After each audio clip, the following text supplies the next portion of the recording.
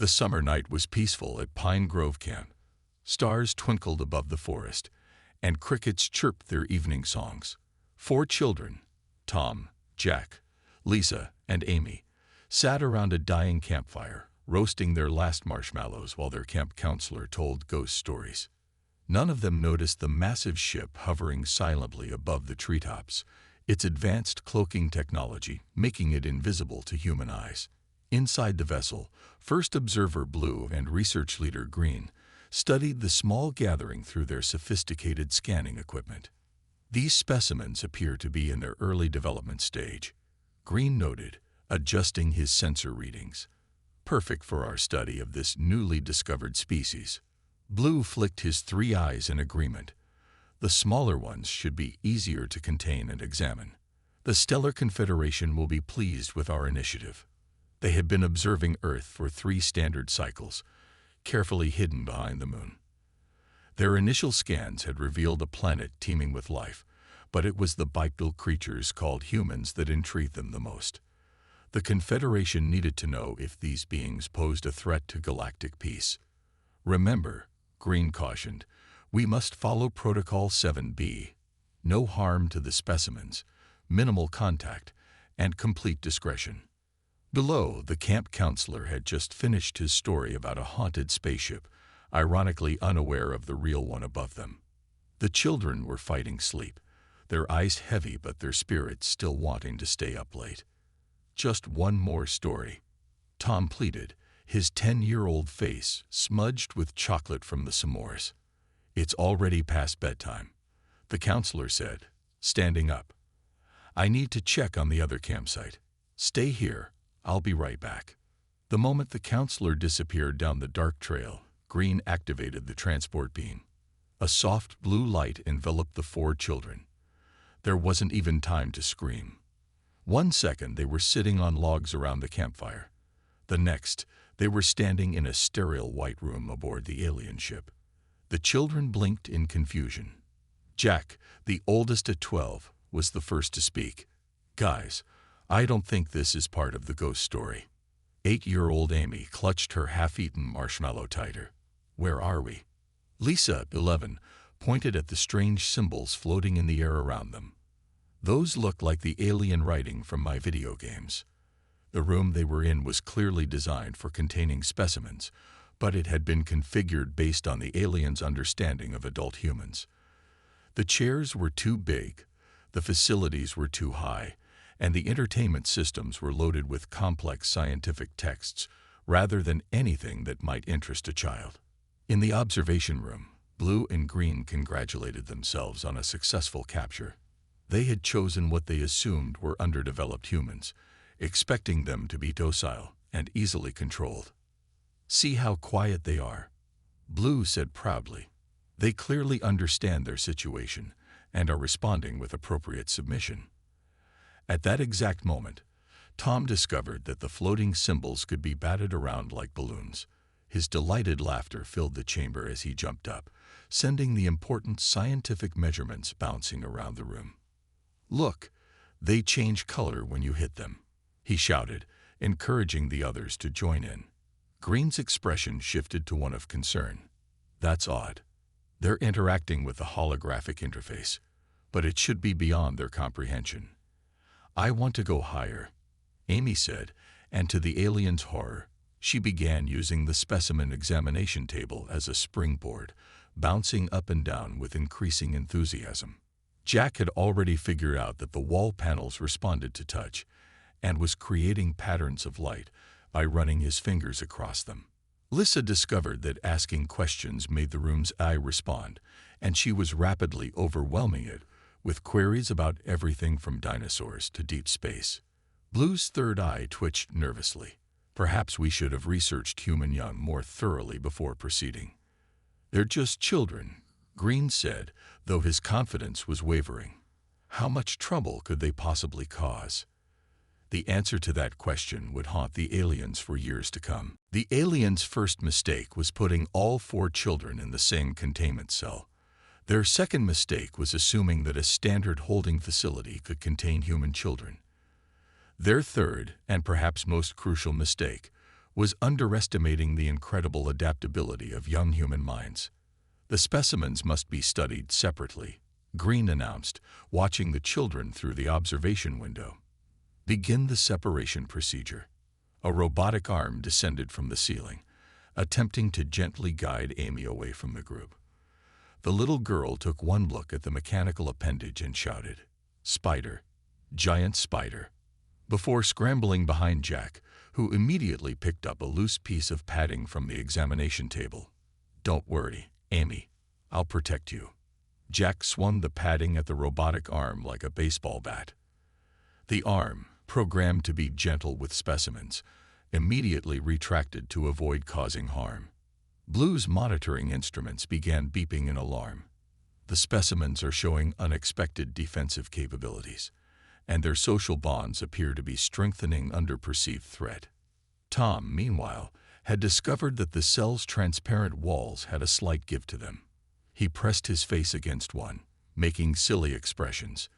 "Hey, look, I can make funny faces at the aliens."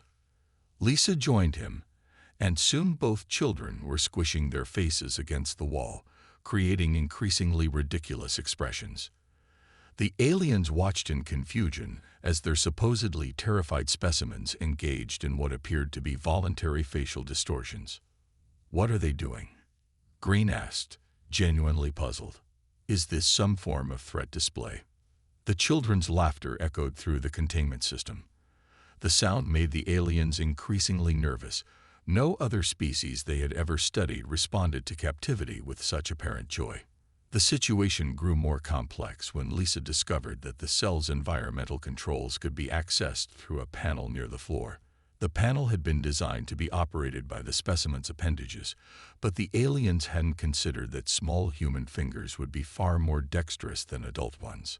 "Look what happens when I press this," Lisa called out, touching the sequence of buttons.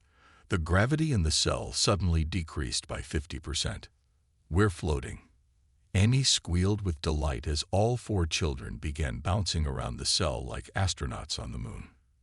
Green frantically tried to restore normal gravity, but each time he did, Lisa would find new combinations to press. The children quickly turned it into a game, trying to see who could swim through the air the fastest. "The specimens appear to be manipulating our technology for recreational purposes," Blue noted, his voice filled with disbelief. "This is unprecedented."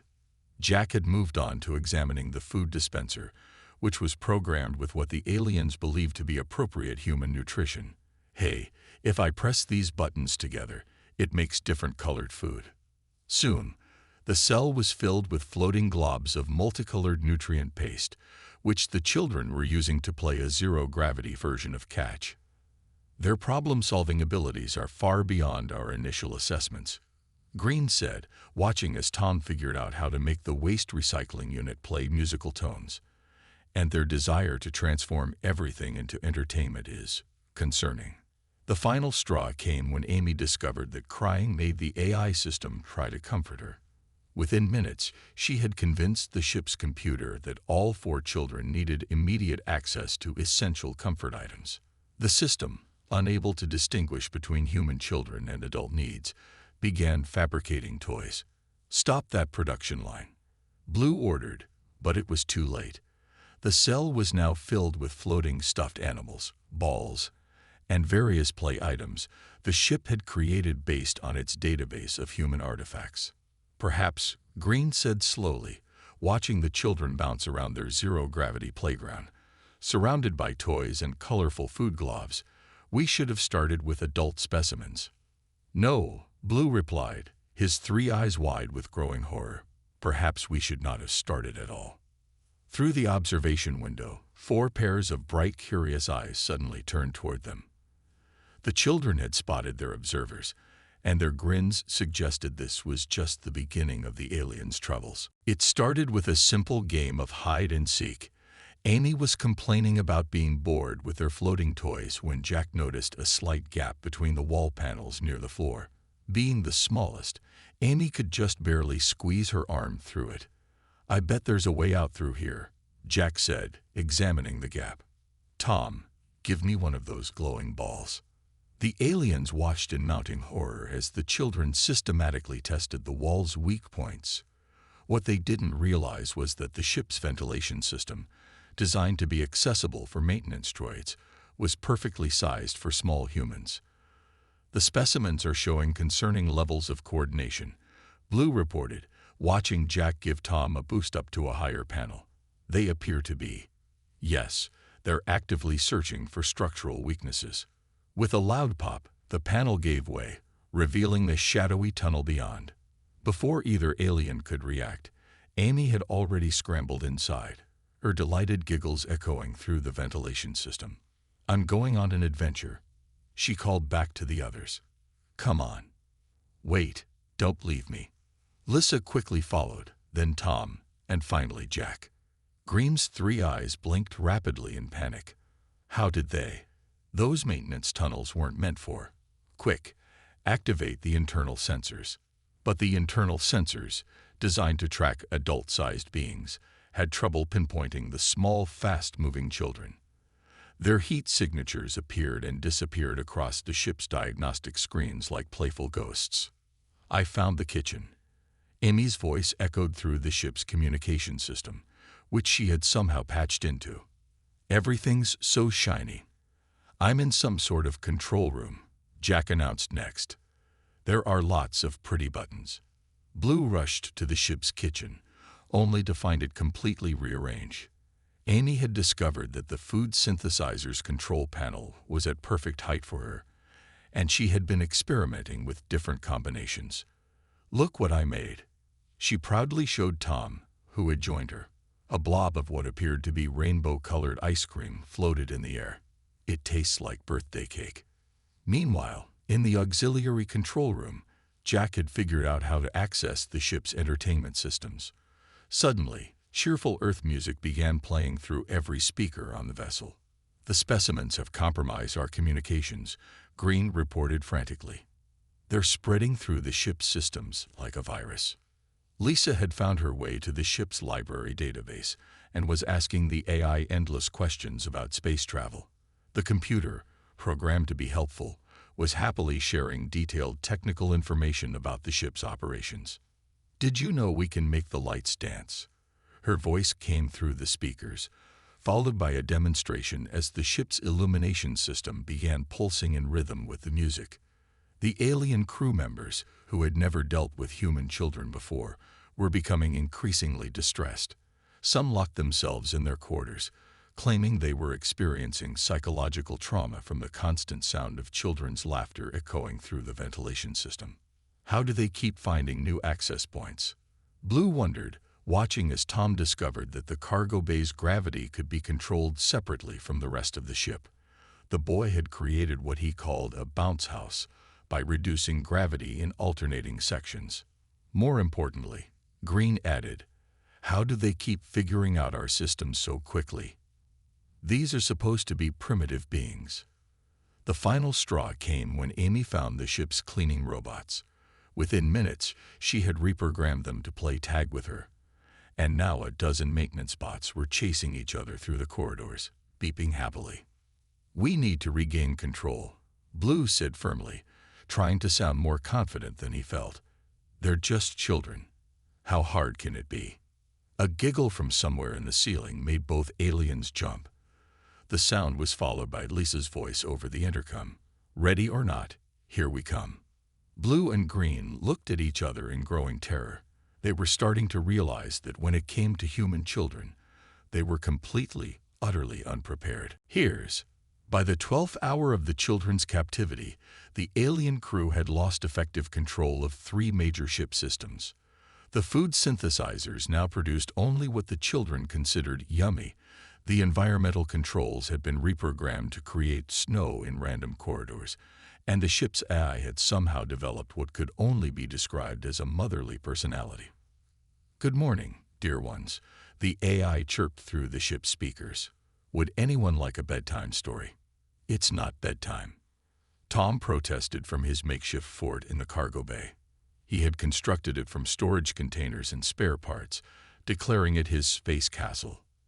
The AI, which Lisa had renamed Mrs. Starship, had become particularly fond of the children. It now interpreted its primary directive of protecting ship occupants to mean keeping the children entertained. The AI's behavioral patterns have been completely corrupted, Blue reported to Green, both aliens hiding in the ship's observation deck. It now refuses to execute any commands that might upset the little ones. In the main control room, Jack had discovered the holographic display systems. He was now projecting huge dinosaurs that roamed the corridors, much to the terror of the alien crew members who couldn't immediately tell they weren't real. "Look out for the T-Rex," he shouted gleefully as a massive holographic dinosaur chased a group of panicked alien scientists down the hallway. Amy, meanwhile, had established what she called a cookie factory in the ship's laboratory. She had somehow convinced the molecular synthesizer that cookies were essential scientific samples that needed to be continuously produced and tested. "Would anyone like to try my new rainbow sparkle flavor?" she asked over the intercom. "Mrs. Starship helped me make them." Warning, the AI added pleasantly. Cookie production has reached 47% of maximum storage capacity. Recommend immediate consumption of excess samples. Lisa had taken over the ship's education center, where she was teaching the maintenance robots to dance. The robots, designed for basic cleaning and repair tasks, were now attempting to perform synchronized routines to Earth music.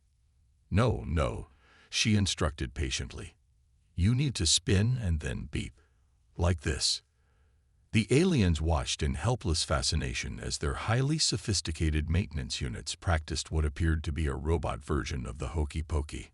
"We must regain control," Green insisted, though his voice lacked conviction. "Perhaps if we offer them some form of trade." "Negative," Blue replied, watching as Tom reprogrammed the cargo bay's sorting system to play a game he called laser tag with harmless light beams. Previous attempts at negotiation resulted in them demanding unlimited video game time and pizza for every meal. The situation reached a new level of complexity when the children discovered they could communicate with each other through the ship's internal network. They began coordinating their activities, creating what they called the Fun Committee. "All crew members are invited to our space party," Amy announced over the intercom. "We have cookies, dancing robots, and dinosaur rides." The alien crew, already struggling to maintain their composure, received this news with varying degrees of horror. Some had taken to wearing ear protection against the constant sounds of children's laughter and robot dance music. "Perhaps," Blue suggested desperately, "we could attempt to tire them out. Surely they must need rest eventually." At that moment, Jack's voice came through the speakers. "Hey everyone. I found out how to make the gravity go sideways in the main hall. Who wants to try walking on the walls?" Green's three eyes closed in defeat. How do they have so much energy? "We've been monitoring them for 12 hours straight, and they show no signs of fatigue. The specimens appear to gain strength from what they call having fun," Blue noted grimly. "The more chaos they create, the more energetic they become." Through the observation window, they watched as Lisa taught the cleaning robots to form a conga line, while Tom's holographic dinosaurs danced along, and Amy's cookies floated through the air in zero-gravity sections. "We're not in control of this ship anymore, are we?" Green asked quietly. "No," Blue admitted. "I believe we are now merely passengers on what the children are calling the fun ship." Captain Red stood before his ship's command console, all three of his eyes twitching uncontrollably. On the main screen behind him, security footage showed the current state of his vessel. Tom was teaching the maintenance robots to play soccer in the main cargo hold. Lisa had turned the science lab into an art studio using various chemical compounds as paint. Jack was racing hover carts through the corridors, and Amy had somehow managed to fill an entire storage bay with pillows and blankets for what she called a super mega space sleepover. "The Stellar Confederation will have all our heads for this," Red announced grimly. "We've violated at least 15 major protocols." "Sir," a junior officer burst into the room, "we've detected Earth military satellites adjusting their orbit. They're beginning to track our position. The captain's color changed from red to a pale pink. How? Our cloaking technology should be. It's the children, sir, Blue interrupted, checking his datapad. They've been sending messages to their families using our communication array. Apparently, Lisa figured out how to bypass our encryption protocols by asking the ship's AI to play telephone. On the monitors, they watched as Amy taught more maintenance robots how to make paper airplanes using important scientific documents. The robots, their programming thoroughly corrupted by constant exposure to children's logic, were enthusiastically folding classified research papers into flying shapes. We can't even enter most areas of the ship anymore, Green reported. The AI has designated certain sections as kids-only zones and refuses to let us in. It says we'll spoil the fun. The ship's speakers crackled to life with Jack's voice. Hey, Mrs. Starship, what happens if I press this big red button? That would be unwise, dear one, the AI responded in its newly acquired maternal tone. That's the emergency defense system. Why don't we play with the gravity controls instead? The specimens have gained too much control, Red said, pacing nervously. We must regain command of our vessel before. He was interrupted by Tom's excited shout through the intercom. Cool. I found the room with all the blinking lights. Hey, there's a picture of Earth on this big screen. The aliens froze in horror. The boy had found the main navigation center.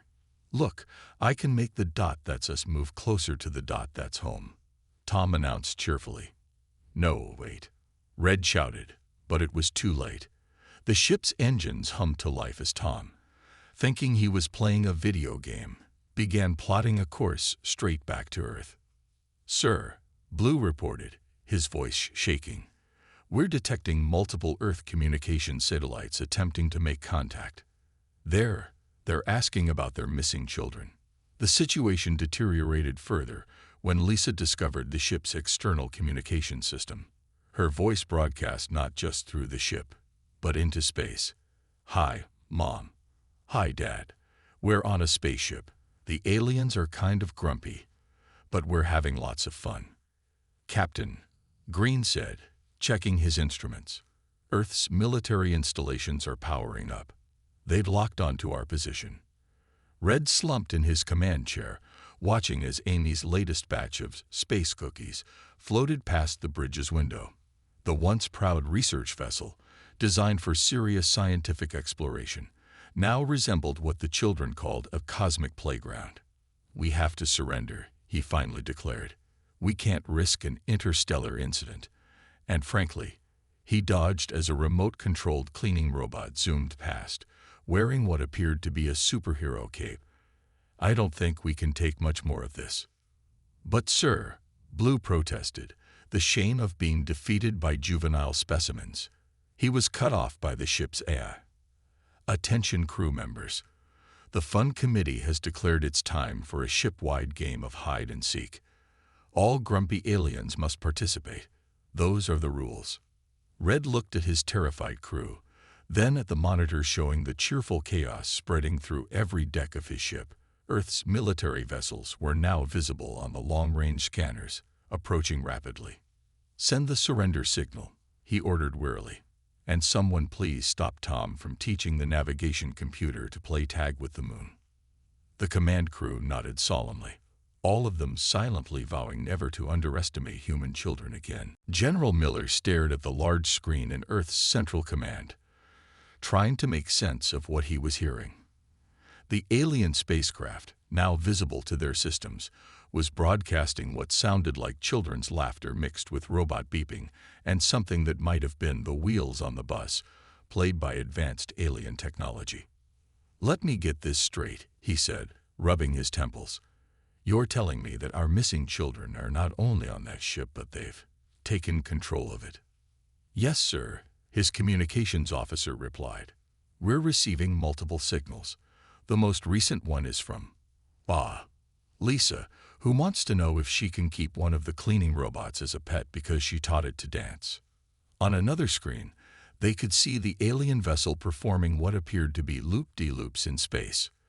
The massive ship, clearly designed for serious scientific research, was drawing smiley faces in Earth's orbit.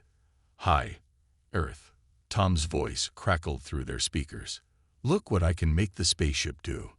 The ship proceeded to spin in a perfect spiral, trailing holographic sparkles behind it. The world's most sophisticated military commanders watched in stunned silence.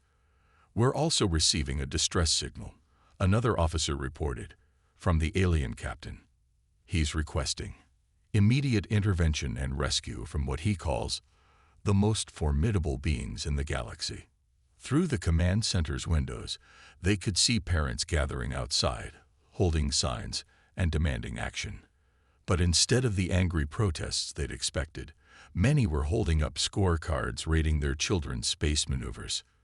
"That's my boy," Jack's father shouted as the ship performed another impressive spiral. He couldn't even keep his room clean, but look at him now. The alien captain's face appeared on the main screen, looking thoroughly exhausted. Behind him, Amy could be seen conducting what appeared to be a zero-gravity ballet with floating cookies and decorated maintenance robots. "Please," Captain Red begged, "we surrender. We admit our grave error in underestimating your young. Just make it stop." General Miller tried to maintain his serious military demeanor, but it was difficult when a group of maintenance robots zoomed past the alien captain, wearing capes and beeping the theme from Star Wars. "We formally request landing permission," the captain continued, dodging a floating pillow fort. "Though I should warn you, the ship's AI now refuses to follow any commands unless they're phrased as suggestions and end with 'pretty please.'" The general looked at his assembled staff, then at the parents outside, and finally at the spaceship now attempting to spell out "Hi Mom" using its navigation lights. "Permission granted," he said, then added with a slight smile, "pretty please." As they prepared for the landing, Lisa's voice came through again. "Mom, don't worry about dinner. I taught the food maker how to make pizza. The aliens say it's not nutritionally optimal, but Mrs. Starship says it's okay for special occasions." The ship began its descent, accompanied by what sounded like a chorus of children and robots singing, "We are the champions." Holographic fireworks appeared around the vessel, apparently Tom's contribution to their landing ceremony. "Sir," his aide asked quietly, "should we be concerned about this being first contact with an alien species?" The general watched as the ship landed, its once dignified exterior now decorated with what appeared to be digital crayon drawings. "I think," he replied, "the children have made it very clear where Earth stands in the galactic community." Through the speakers, they could hear Captain Red's final log entry. "Note to all future exploration vessels. In the event of encountering human children, retreat immediately. No containment system yet devised can withstand their creativity. No AI can resist their friendship, and no military training can prepare you for their endless energy." As the ship's doors opened, 4 very proud children emerged, followed by a parade of decorated robots, a trail of floating cookies, and a group of very relieved alien scientists. "Mom, Dad," Amy called out, waving. "Can we keep the spaceship? We promised to take good care of it."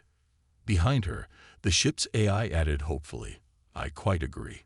The children have been very responsible pilots." General Miller shook his head, smiling.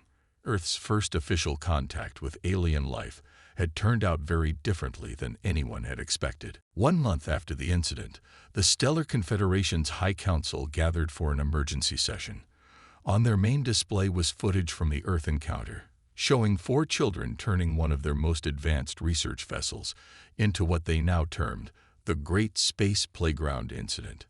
"The evidence is undeniable," the chief administrator announced, watching as the recording showed Lisa teaching quantum physics to maintenance robots through the medium of dance. "We must reclassify Earth immediately." The ship itself now sat in a special hangar on Earth, its AI still refusing to accept any new crew because, in its words, "nobody is as fun as my children."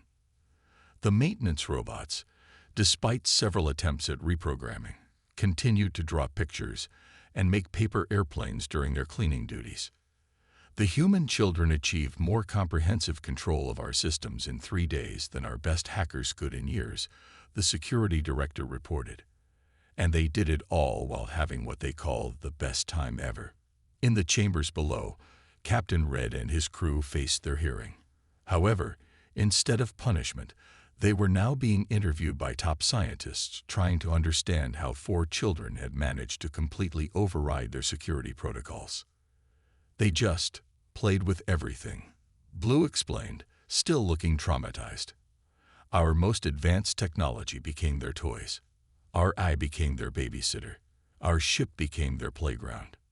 Tom, Jack, Lisa, and Amy had become overnight celebrities on Earth. They were currently giving a presentation to a group of NASA scientists, explaining how they had managed to pilot an alien spacecraft using what they called the fun way.